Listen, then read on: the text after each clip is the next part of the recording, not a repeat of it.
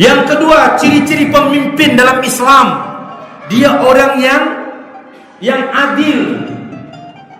Adil, mesti adil, meletakkan sesuatu pada tempatnya. Bukan mesti seimbang, dak. Mesti samun, dak. Tapi dia menempatkan sesuatu pada tempatnya. Rasulullah sallallahu alaihi wasallam memanglah ciri kepemimpinan, keseluruhan kepemimpinan itu memang di Rasulullah. Tapi kini kau kan tak bisa orang meniru Nabi keseluruhannya dong. Sebab Nabi itu memang dijaga dan sebagai contoh yang adil, keadilan bagi seluruh rakyat.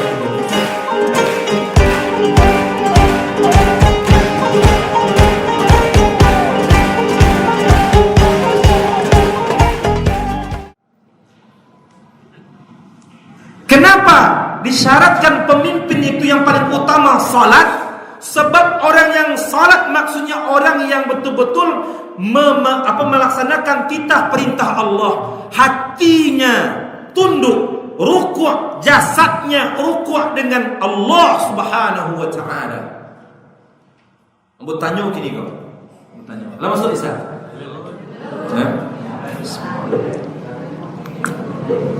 Ambo tanya kini kau. Ado nak kini kau lebih gadang musaji berbanding kantua, baik kantua gubernur atau kantua bupati, kantua camat ke lah, lebih gadang musajinya berbanding kantuanya. Ado nak kini kau. Rasulullah sallallahu alaihi wasallam itu musajinya gadang dibuatnya tampai untuk meetingnya di sebelah musaji. Datang orang kapi ya, kok ditinggal sia-sia lah nyo, tapi nyo dekat musaji azan langsung salat. Seharusnya seperti itu. Iko kantua gadang musaji ketek musalla innalillah. Baka sumayang orang kantua tu. Nggak cukup ya. Makanya kalau dia mengecilkan Allah Subhanahu wa taala, bagaimana Allah akan membesarkan kita, membaguskan negeri ini menjadi baldatun thayyibatun wa rabbun ghafur? Tidak mungkin. Tayang berumrah. Ambo cali anda kalaulah waktu salat tu siapapun anda dengan mobil GMC lah apalah mobil anda, kalau 10 menit atau setengah jam sebelum salat atau sesudah salat anda tidak boleh melewati haram. Sebab apa? Sebab yang paling utama tu jemaah yang salat. Urusan apa anda, bisnis apa, mau meeting apa, tidak peduli polisi itu, tidak boleh masuk. Makanya kalau bus ya, jemaah umrah kalau talambeknya pas betul-betul ke sembahyang, anda bisa masuk bus berjalan kaki, jauh berjalan kaki. Makanya ya Allah salat. Kepemimpinan ini diajarkan oleh Rasulullah sallallahu alaihi wasallam di Madinah. Bagaimana Nabi mendidik para sahabatnya menjadi orang yang rukuk. Dan kemudian sahabat-sahabat itu menjadi pengganti Rasulullah, Abu Bakar As-Siddiq, Umar ibn Khattab. Kita sekarang ini kalau talambeknya sumbayang lay rugi. Salat berjamaah gini kok, talambek rugi tak? Malah ada perasaan rugi tak dong, santai. Umar ibn Khattab ketika nyo talambek salat asar, karena nyo bakalian di kebunnya. Kecil Umar, kalau nyo bakalian di kebun ini tanah kebunnya bisa salat asar berjamaah. Tapi karena nyo bakalian seluruh kebunnya sehingga nyo talambek salat asar. Kecil nyo, karena kebunku ini aku dilalaikan untuk salat berjamaah, aku sedekahkan, aku wakafkan setengah kebunku ini untuk orang-orang Islam. Lihat doa kita gini tuh, nggak ada jalan ya. Minta surga Firdaus. Lazan tak? Lazan dulu. Lazan. Halo lah. Oke. Makanya kalau seandainya orang yang salat inyolah merukukan, menundukkan hati, inyolah patuh ke Tuhan. Innamal mu'minuna alladzina idza dzukirallah wajilat qulubuhum Sesungguhnya orang-orang yang beriman itu apabila disebut nama Allah bergetar hatinya. Dia bergetar hati kita ketika Allahu Akbar, Allahu Akbar. Masih Rasul ya. Jangan sampai itu, makanya bagaimana mungkin ketika aku memanggilmu tapi kamu mencuekkan aku? Bagaimana kamu akan hebat dalam duniamu, dalam rumah tanggamu, dalam bisnismu? Engkau lebih mendahulukan duniamu berbanding aku, kata Allah. Sedangkan yang memberikan dunia itu aku. Yang membaguskan keluarga kamu aku. Yang menjadikan anak-anak kamu menjadi anak-anak yang hebat aku, kata Allah. Lalu aku memanggilmu untuk mengadu kepadaku. Sebab makanya kalau tadanga azan tu, itu kesempatan. Banyak masalah itu, banyak masalah itu. Iko nak jadi, iko nak tahambe, iko macam-macam dah. Ketika azan tu, iko kesempatan ambo berdoa ke Tuhan, meminta ke Tuhan. Aqrabu ma yakunul abdu li rabbih wa huwa sajid, fa akthir du'a. Posisi yang paling dekat antara seorang hamba dengan Allah ketika dia sujud.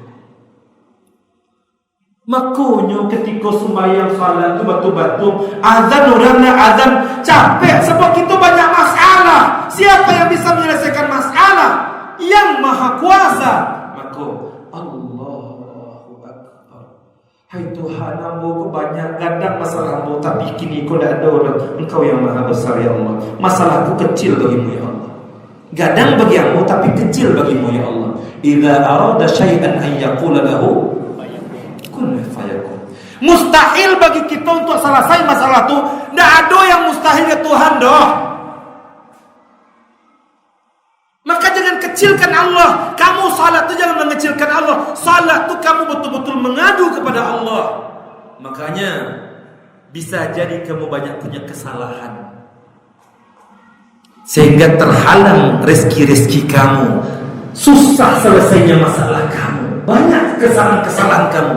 Maka ketika kamu mengadu kepada Allah, ketika rukuk, subhanakallahumma rabbana wa bihamdika Allahumma ighfirli. Sucikan Tuhan, puji dia, berminta ampun. Janji Allah, faqultu astaghfiru rabbakum innahu kana ghaffara yursilis samaa 'alaikum midrara wa yumditkum bi amwal wa banin wa yaj'al lakum jannatin wa yaj'al lakum anhara. Minta ampunlah kamu semua, kata Allah. Sebab kamu kalau minta ampun kepadaku, aku curah-curahkan rezeki daripada langit. Aku mudahkan dari segi hartamu. Aku banyakkan anak-anakmu. Itu dunia dapat 3. Yang akhirat, wa yaj'al lakum jannatin wa yaj'al lakum anhara. Untuk akhirat aku berikan jannat, plural, bukan satu, jannat. Allah. Dan aku berikan kepadamu sungai-sungai. 4 sungai di surga. Sungai susu, sungai madu, sungai arak, dan sungai mata air yang jernih, yang manis rasanya. Allah. Ada sungai madu, ya. Kalau di dunia kau tidak ada madu yang asli, ya.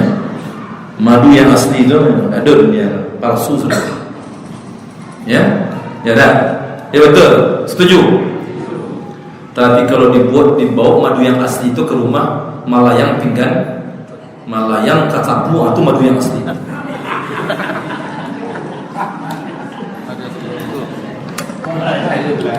Yang sabana madu itu di akhirat.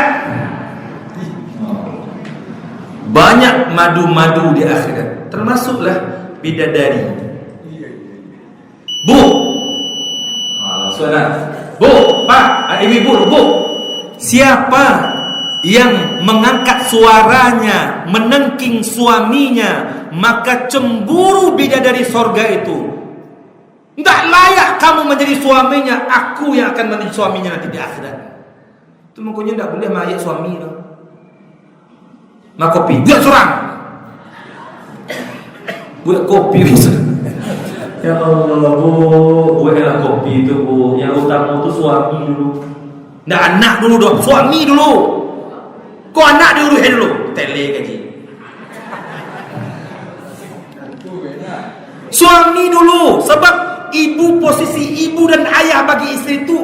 Suami, hai laki-laki, aku nikahkan anakku, aku dengan istriku udah restu, semua tanggung jawab aku berduanya aku serahkan kepadamu. Masuk surga anakku, masuk neraka anakku, engkau yang bertanggung jawab oleh laki-laki. Makanya posisi ibu dan ayah itu di suami bagi seorang istri. Nak dia ayah induk lain. Ikut mengayak je ke induk je ayah lain. Masih nyo kalau kepatuhan bagi seorang istri nyo patuh ke induk ke suaminya berbanding induk jo ayah. Sebab nyo lah menyerahkan total. Makanya tidak bisa seorang istri itu sarugonya di suaminya. Akhirnya perusi suami yang bagaimana Ustaz? Ya, kan itu masalahnya.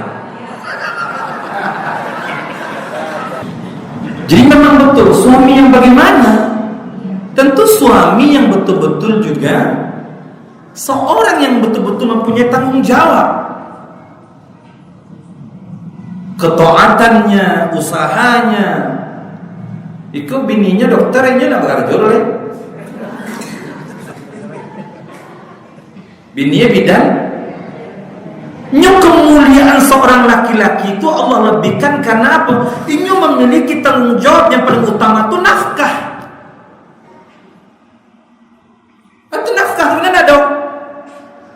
Tidak ada nilai laki-laki itu tidak ada ketika dia sudah tidak memberikan nafkah lagi. Itu kemuliaan laki-laki itu yang paling utama nafkah. Sampai Nabi mengatakan, siapa yang memberikan satu suap kepada mulut istrinya itu lebih baik daripada jihad. Nah, tapi jangan sasuwak aja. Kau ya betul-betul memahami hadis sasuwak je sasuwak lagi. Oke, kembali kepada pemimpin.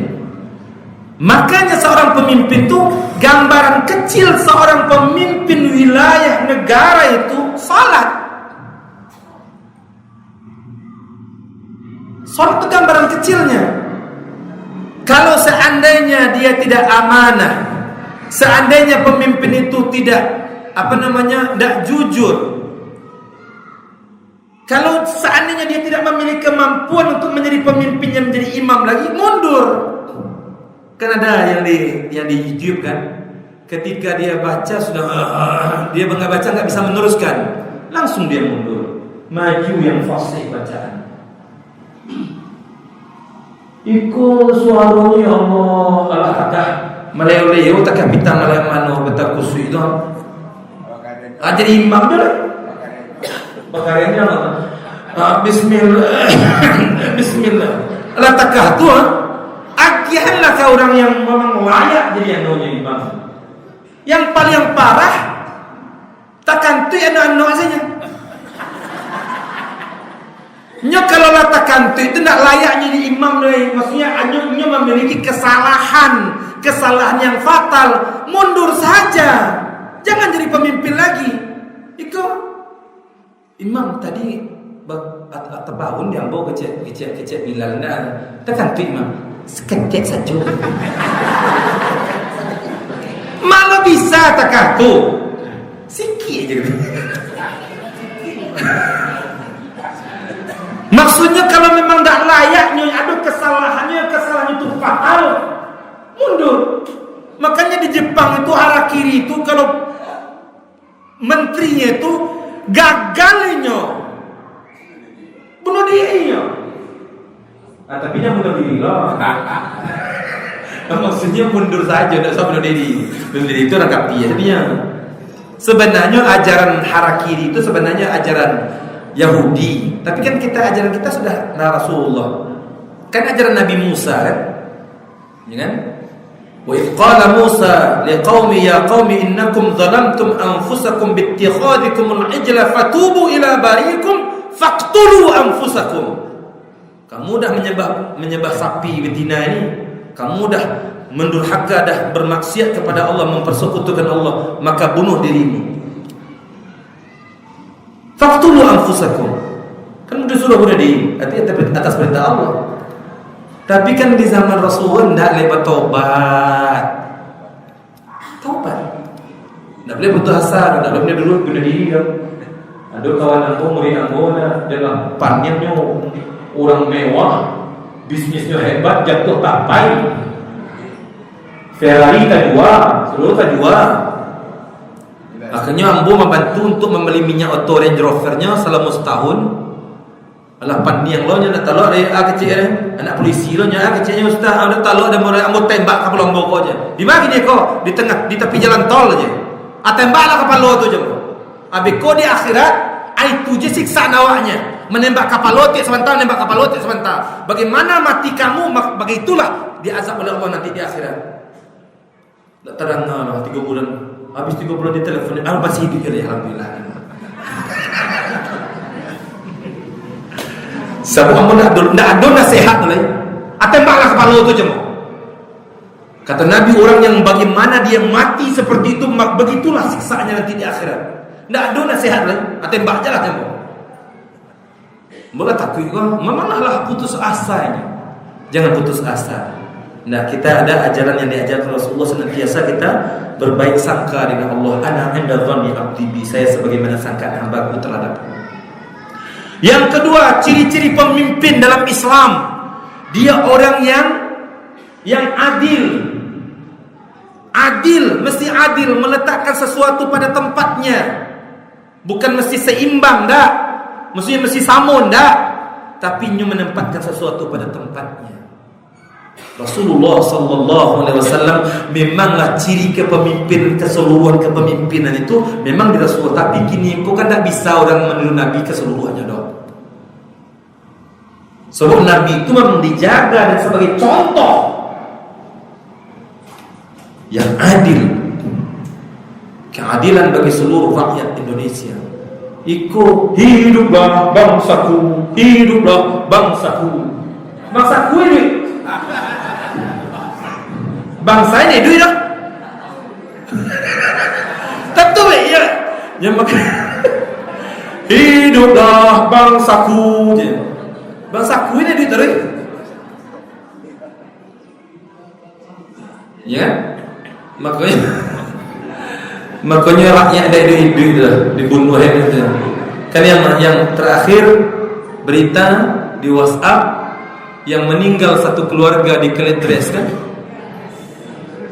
Iko mau ingatkan ke seluruh ahli Rasul, termasuk pengurus masjid dan main-main bendahara masjid, jangan main-main. Kalau ada orang meninggal di dekat arah kampung Jua, kau dia kadang-kadang makan seluruh orang sampai puluh rumah kiri kanan muka belakang. Kalau ada orang meninggal takkan di Kalitres tua di kampung Jua, kau dilaknat seluruh orang yang ada di sekolah, termasuk orang masjid. Tak main-main. Itu hadis sahih. Kalau dalam satu kejiranan itu meninggal karena kelaparan, kata Nabi, satu kejiran itu dilaknat oleh Allah Subhanahu wa taala. Itu makanya paling kurang kalau takah kena mesti ada yang orang-orang kayu yang sponsor habis majlis ilmu kambing biryani gitu. Ikut kue.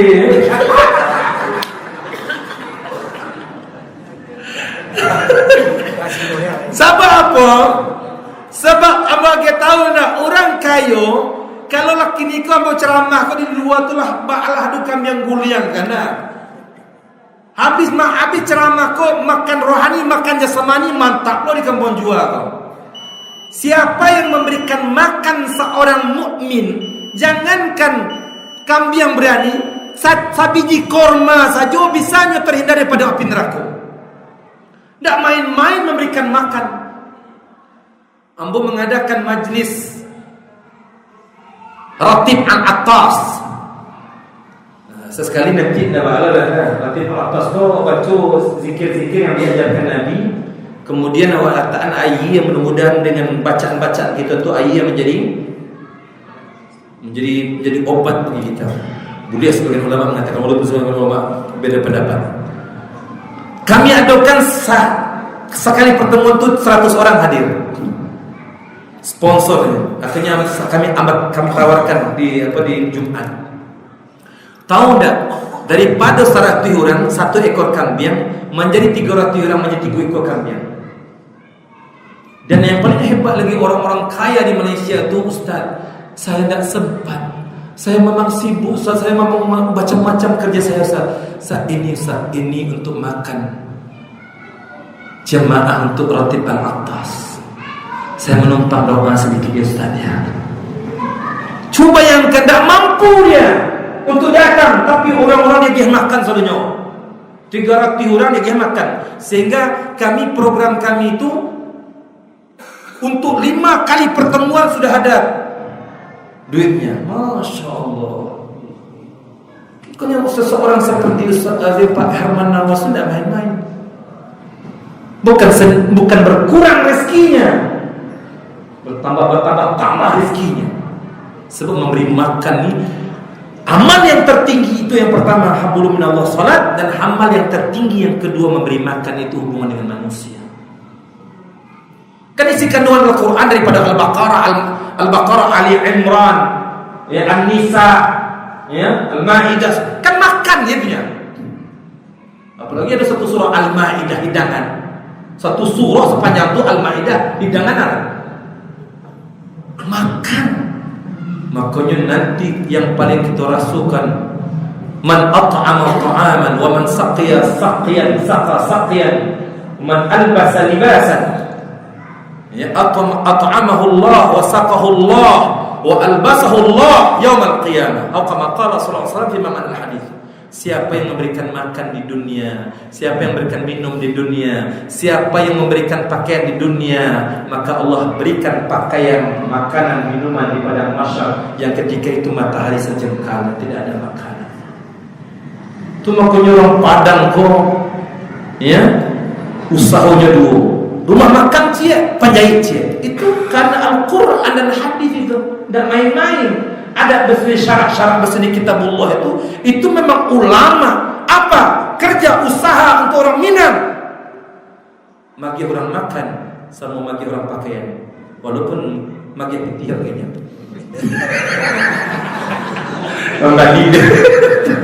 Dan tidak mudah kecil usaha Iqbal kalau bagi makan lah, kecil Iqbal kalau bagi makan lah, dia di satu itu kalau mau nombak tu, nak bayar nanti di akhirat supaya Allah memberikan kamu juga makanan.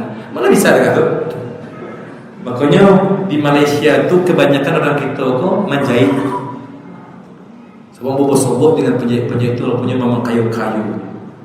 Rumahnya di kampung dalam, di mana-mana, tapi memang kayu. Sebab menjahit di Malaysia tu upah menjahit mahal berbanding Indonesia. Ya? Dan penjahit yang terbaik itu memang Pariaman, penjahit Paris. Ya. Padang yang terkenal itu penjahit Paris. Pariaman dan sekitarnya maksudnya. Paris itu bukan ya, Pariaman Laris. Oke, terus. Yang kedua memiliki wawasan yang luas. Dia negarawan. Dia seorang yang memahami negara, memahami bagaimana keselamatan negara, semuanya perekonomian negara memajukannya. Dia mesti memiliki keilmuan. Walaupun dia seorang ustaz, seorang ulama yang hebat keilmuannya, tapi dia tidak memiliki kemampuan untuk menjaga negara, tidak bisa diangkat menjadi pemimpin.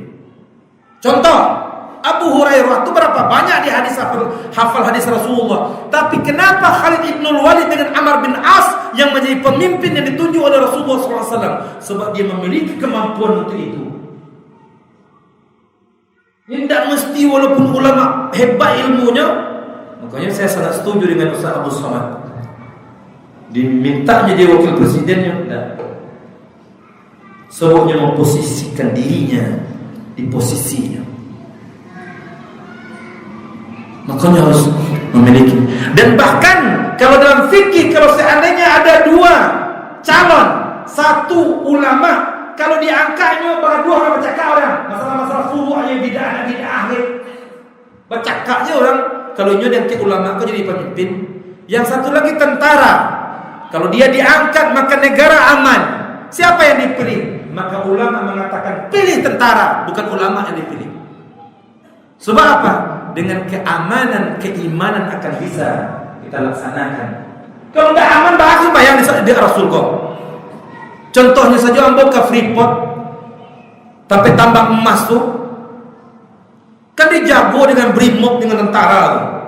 Ambon naik bis tu kecil ambon kok ditutup bis kasurnya? Lu punya ketuk, itu anti peluru. Bertanya kan ketua security itu, Pak Laman ini anti peluru. Iya Ustaz. Kenapa? Sebab sudah 3 orang yang kena sniper, kena tembak jitu itu, penembak jitu. Tak kaget lah, kamu baru punya daripada awal. Kasih dan mana kecek kawan-kawan. Ustaz Iqbal ke orang lemah daripada sebenarnya kesenannya. 3 orang kena tembak langsung tembus dari sniper. Dan memang sekali berjalan itu 23-30 mobil di situ, dan setiap mobil harus ada tentara polisinya. Makanya kalau negara itu memangnya yang bisa menyelamatkan negara, dia tahu maka keamanan. Kalau keamanan, maka keimanan dan juga perekonomian akan bisa berkembang kalau negara itu aman. Kalau diangkat ulama, baga dua baca ka orang, maka yang mana dipilih. Tapi kalau seorang ulama ini, tapi memiliki kemampuan negarawan hebat ini, tahunya strategi keamanan, bagaimana memajukan ekonomi, baru dia kelar. Dan terbuktinya yang terakhir, nanti malah ini banyak, tapi yang terakhir adalah yaitu orang yang akhlaknya bagus. Akhlaknya bagus itu maksudnya inyo ndak minum arak, inyo ndak bazina. Ini seorang yang bagus akhlak. Maka pilihlah orang yang seperti ini. Dan dia dekat dengan rakyatnya, dia akrab dengan rakyatnya, memperhatikan rakyatnya, dan dia memang seperti rakyat. Dia merasakan seperti Umar bin Khattab itu tidak main-main. Dia bahkan minta maaf kalau ada saja orang datang, kalau ada urusan negara dimatikannya lampu. Anak kandung dia datang sendiri dimatikan lampu. Berbicara tentang kenegaraan atau berbicara tentang dirimu, tentang diri saya, dimatikannya lampu. Sebab Umar takut kalau seandainya nanti air lampu itu ditanyanya lampu yang piti negara digunakan untuk pribadi. Ditanya deh Tuhan nanti, kalau tidak bisa selamat. Makanya kalau bisa seorang pemimpin itu yang dekat dengan rakyatnya, kalau bisa rakyat yang makan duluan. Kan seharusnya kalau kasus yang Kalidres itu harus datang Pak Jokowi, pemimpin negara semua menyelesaikan, walaupun jangan dianggap masalah kecil itu, nyawa itu. Kamu akan ditanya di akhirat nanti, tidak main-main. Kamu harus sunat taubat dan minta maaf, minta ampun kepada keluarganya. Tidak main-main. Sebab apa? Kalau tidak, kamu menjadi orang yang paling bangkrut nanti di akhirat.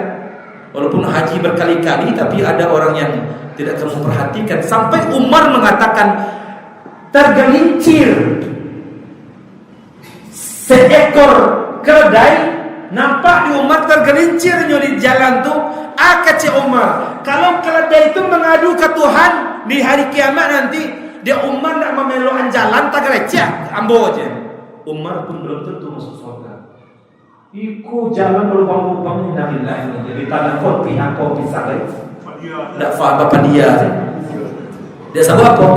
Hiduplah bangsaku. Oke. Baru secukupnya, dia banyak kriteria, tapi ambil sabuk yang paling yang kita rasakan, yang ingin kita rasakan.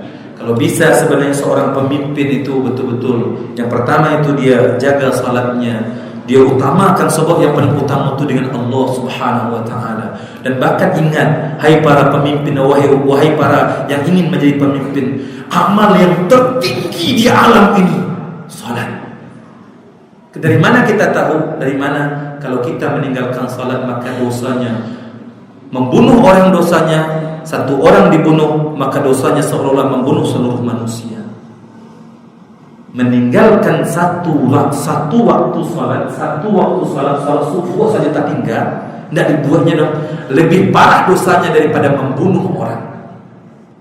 Di situ menunjukkan pahala salat ini pahala yang tertinggi dari seluruh pahala yang ada di dunia. Maka utamakanlah itu. Jadikanlah rakyatmu menjadi, kalau kamu pemimpin yang hebat, jadikan rakyatmu menjadi orang-orang yang menegakkan salat, baru kamu berhasil. Seperti mana Rasulullah SAW hampir satu aib bagi para sahabat kalau seandainya salat berjamaah lalu dia tertinggal. Aib bagi sahabat kalau dia tertinggal masbuk atau tertinggal salat berjamaah, aib. Sekarang dia orang azan pun dia masih mengopi, inna lillahi wa inna ilaihi raji'un. Maka sebenarnya seorang pemimpin itu dia memiliki kuasa, seharusnya dia memiliki perundang-undangan bahwa kalau sudah azan maghrib atau 15 menit sebelum maghrib tidak ada orang di jalanan, berhenti semua. Makanya di Aceh itu 10 menit sebelum azan itu tidak ada lagi, saya lihat mobil-mobil, motor-motor yang itu 2015 dari sana ya, atau sekarang. Tapi 2015 itu 10 menit sebelum azan jalan itu sudah sepi. Ternyata laki-laki sudah pergi menuju masjid semua, masya Allah. Ya, kalau bisa seperti itu, barulah Allah akan memberikan negeri ini negeri yang baldatun thayyibatun wa rabbun ghafur. Mungkin itu sedikit saja daripada ciri-ciri kepemimpinan dalam Islam. Sebenarnya banyak sebenarnya. Kalau Abu Bacuna ya Al-Mawardi dengan Imam Al-Ghazali itu memiliki ada 9 ciri-ciri kepemimpinan Islam. Imam Al-Ghazali pun memiliki dalam 9 ciri-ciri kepemimpinan Islam. Tapi ini yang pokok-pokok yang aku sampaikan, mudah-mudahan menjadi pertimbangan kepada kita untuk mencari pemimpin. Dan jangan kita tidak memilih, kita harus memilih. Sebab kalau kita memilih itu menentukan juga kemakmuran, kenyamanan, dan keamanan kita untuk dalam kehidupan dunia kita dan untuk mendapatkan kehidupan akhirat yang jauh lebih baik. Jangan sampai golongan putih, tidak boleh. Kita di antara yang buruk tadi itu pun, di antara yang buruk pun kita harus memilih. Sebab apa? Kita harus memilih pemimpin yang paling kurang, paling sedikit mudaratnya. Yang paling sedikit mudaratnya. Oke, itu saja yang benar datangnya di sisi Allah Subhanahu wa taala, yang salah dan khilaf karena kelemahan saya sendiri. Kepada Allah Subhanahu wa taala meminta ampun, dan kepada semuanya meminta maaf. Kita tutup dengan subhanakallahumma wa bihamdika asyhadu an la ilaha illa anta astaghfiruka wa atubu ilaik. Wal 'asr innal insana lafi khusr illa alladhina amanu wa 'amilus shalihat وتواصوا بالحق وتواصوا بالصبر وبالله التوفيق والهداية والرضا والعناية. السلام عليكم ورحمة الله وبركاته.